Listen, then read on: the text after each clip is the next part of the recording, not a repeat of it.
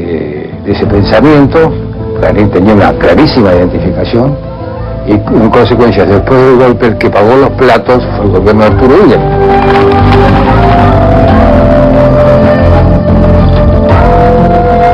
La posición de Noble era la siguiente: era muy opuesto al golpe de Estado contra Illia, él personalmente, ¿no?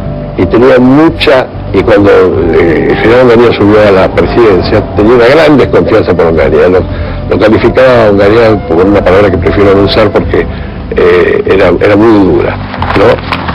Y a medida que el proceso militar avanzaba, su desconfianza se acentuaba, sobre todo cuando vino Lanusse a la presidencia, del cual él no tenía demasiado buen concepto. Y cuando vino la presidencia, cuando vino la gestión de Krieger, después de la de Sallie Mae, ahí hubo un choque con Frigerio, porque Noble le quería dar a Krieger un buen crédito. Pero se produjo la gran devaluación. Frigerio inmediatamente salió con una nota terrible del MID. La política caminó más por afuera que por adentro del diario. Por afuera, a través de Frigerio, llegarían de nuevo los entendimientos con Perón y se produciría una salida que apoyaría plenamente Clarín desde su conducción política y periodística en 1973. En 1969, luego de la muerte de Roberto Noble, el diario quedó en manos de su esposa Ernestina Herrera, una especialista en relacionarse con el poder. Clarín continuó la línea desarrollista de su fundador y acompañó la alianza del MIR con el peronismo, celebró el triunfo de Cámpora y luego el tercer gobierno de Perón.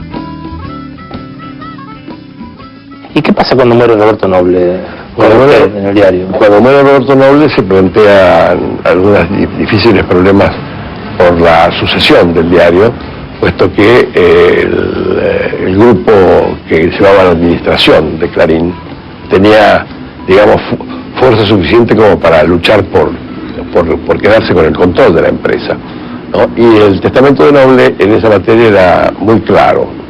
Dejaba el diario. Entonces no había multimedio, ni siquiera estaba la planta de papel, ¿no? En manos de una sola persona. El 100% del paquete accionario, es decir, más las acciones, menos las acciones necesarias para constituir la sociedad anónima, quedaban en manos de su heredera, que era su viuda, ¿no? El resto para la hija, que era un patrimonio muy grande, desde luego. Y bueno, ahí hubo un ciclo de tira y afloja durante un tiempo largo, hasta que finalmente quedó consolidada la línea de control total del diario por doña Ernestina Herrera de Noble. En el próximo bloque, los negocios de Clarín durante la dictadura y el dudoso origen de los hijos adoptivos de Ernestina Herrera.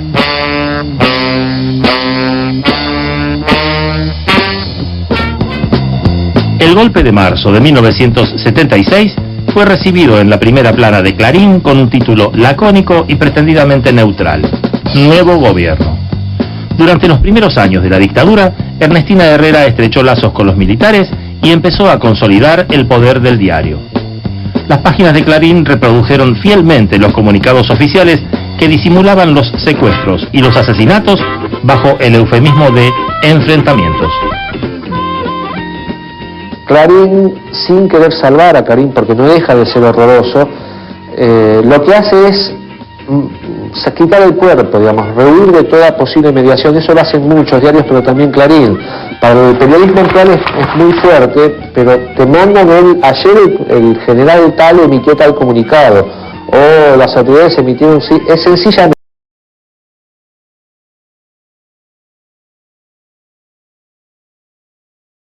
una línea del autor de un parte de guerra, de un comunicado económico, lo que sea, sin la menor mediación periodística, sin análisis, sin siquiera, es un entrecomillado completo.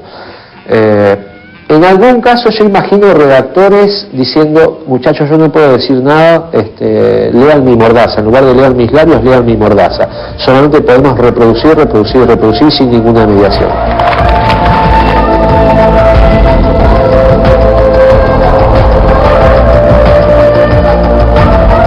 Siempre es un empate, ¿sí? Siempre es una especie de neutralidad mentirosa. Ahora, quiero matizar esto. Está la crítica económica, está a partir del 79, sobre todo con la visita de la Comisión Interamericana de Derechos Humanos, el hacerse con más o menos de las denuncias contra las violaciones a los derechos humanos, pero hasta último momento, incluyendo editoriales que firmó de puño y letra Ernestina, está el apoyo a las Fuerzas Armadas. Y cuando aparece el horizonte ya inmediato de democracia, Ernestina escribe de puño y letra: vamos a seguir necesitando de la vigilancia de las Fuerzas Armadas. Eso es literal, es absolutamente espantoso, o sea que eso no se pone nunca en juego.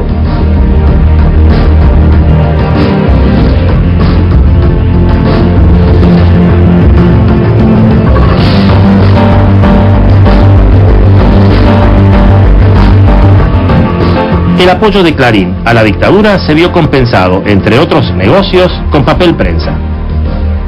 Se podría decir que la primera expansión de Clarín desde ser diario a otros negocios es cuando Clarín coparticipa con La Nación y con La Razón de la cesión de las acciones de la familia Graiber que tenía en Papel Prensa. Papel Prensa es una empresa que se crea a principios de la década del 70, durante las dictaduras de Onganía y sobre todo la de la NUCE, para facilitar la producción de papel nacional, porque era un insumo muy caro, era muy crítico para todo el mercado de diarios y revistas, la adquisición de ese insumo en el exterior. Entonces el Estado resuelve crear una empresa de producción nacional, subsidiada naturalmente por el Estado, y Graiber oficia, digamos, entre el 73 y el 76 en que fallece, oficia, digamos, se supone de testaferro de distintos intereses que convergían en la empresa Papel Prensa. Sobre el fallecimiento misterioso de Graiber en el año 76, la dictadura militar de Videla le ofrece a Clarín, La Nación, La Razón y La Prensa participar del negocio de la producción de papel, o sea, de alguna manera ser jueces y partes, porque fijan el precio del insumo, que es crítico para sus competidores también.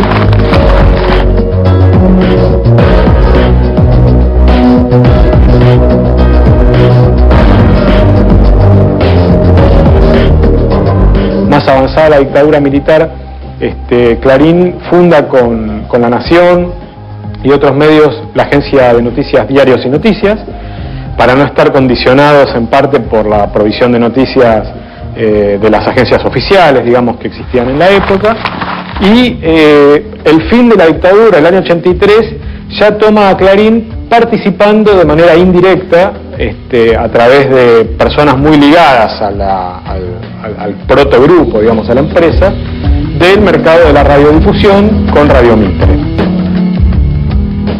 Fue solo a mediados de 1982, cuando la derrota de Malvinas era irreversible, que Clarín publicó por primera vez la palabra desaparecido. Ya por entonces, y mediante una columna firmada por los máximos responsables del diario, Marcos Citrinblum, Joaquín Morales Solá y un joven Héctor Mañeto, se despegaba del desarrollismo y se acercaba cada vez más a los grandes negocios.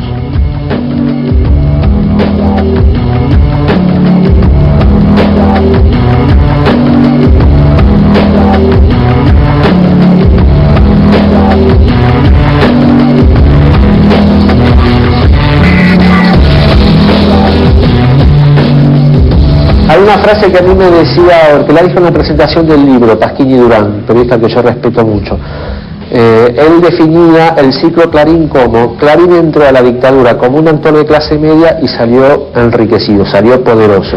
Clarín sintonizó a partir de la mitad de la dictadura un poco más con la sociedad, porque tuvo más grietas, porque criticó en lo económico, porque denunció la censura, porque el gordo Cardoso, muy buen periodista, escribió algunas cosas sobre derechos humanos, o Pagani, cuando hace en el Mundial, medio tratando en solfa el papel de José María Muñoz en la época del Mundial. Puede que esas pequeñas grietas, esas pequeñas cuotas de oxígeno que dio Clarín, y el hecho de ser menos solemne, menos acartonado que La Nación o la prensa, rindieran en términos de lectores. Ahora después, Clarín se convierte, algo así, en la nueva aristocracia del periodismo, y su lugar como actor político y social es otro, digamos.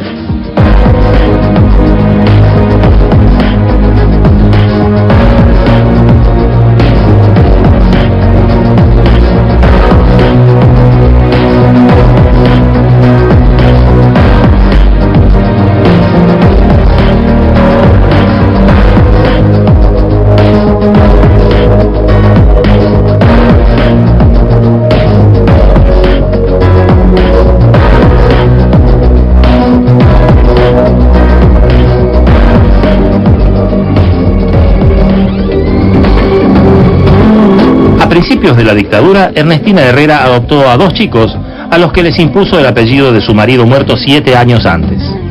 Las abuelas de Plaza de Mayo sospechan que Marcela y Felipe Noble podrían ser hijos de desaparecidos, y hay una causa judicial con múltiples implicancias políticas que dista de haberse resuelto.